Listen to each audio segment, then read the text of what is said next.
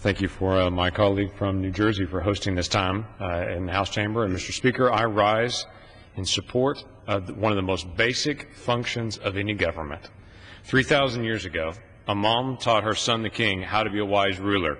We have those words written down in Proverbs 31, where she told him, "Speak for those who cannot speak for themselves." 235 years ago, our founders wrote A Despot King.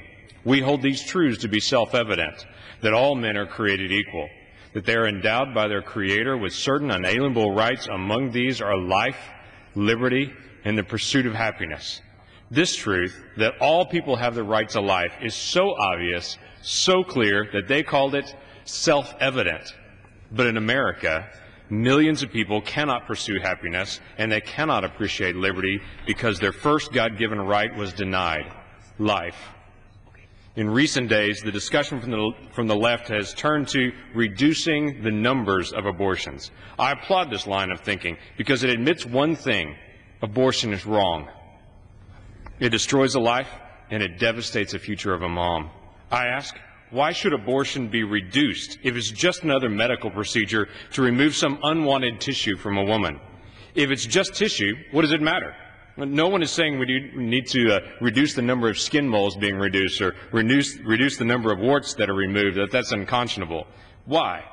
Because that we know that a wart is unwanted tissue, but a fetus, now that's a baby. We can use any euphemism like fetus or dividing tissue or embryo or just simply inconvenience. But no one comes to a family and says, "How's the embryo?"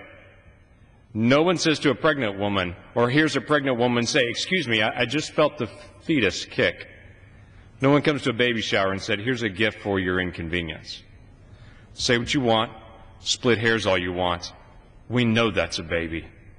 Decades ago, we could not look into the womb and see the development of the child. People were told that the child in the womb was just like a chicken embryo. But now with 3D ultrasound, we can look into the darkness of the womb and see a child kicking her feet, sucking her thumb. We can count her fingers and toes and watch their tiny heartbeat. At 20 weeks, we can look at the child inside and even say boy or girl. Why? Because it's a child, not just an embryo. The difference between an adult and a child in the womb is just time. And they're a person who must be given their most basic of all human rights, life. I strongly support defining life at conception. I strongly support adoptions. I strongly support crisis pregnancy centers and hope pregnancy centers that are doing such a great job all around the country and all around my district in Oklahoma. It is time to cut off federal funding for abortion. Why in America is it that taxes are mortified at the thought of abortion, that they're required to also give their tax money to fund abortions around the world? When a constituent comes to me and asks, "Why are my taxes so high?" I have to tell them, partially because your government is spending some of your hard-earned money on abortion funding around the globe. Why it is in this chamber today we debated for hours if an infant should be guaranteed health care coverage, but yet some of the same individuals who demand insurance protection for that child find no issue killing that infant only moments earlier when it's in the womb. Earlier today,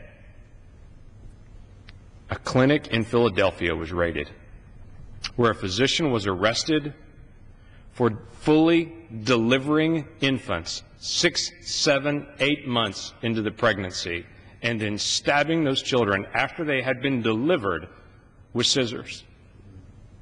Today, this is the United States of America. This issue is not about oppressing women or denying choice. It's about protecting children and honoring the self-evident truth that everyone is endowed by their Creator with certain unalienable rights, including and especially life. Almost 4 decades ago, individuals in this chamber laid the foundation for a court ruling that has stripped the womb of its glory and its majesty.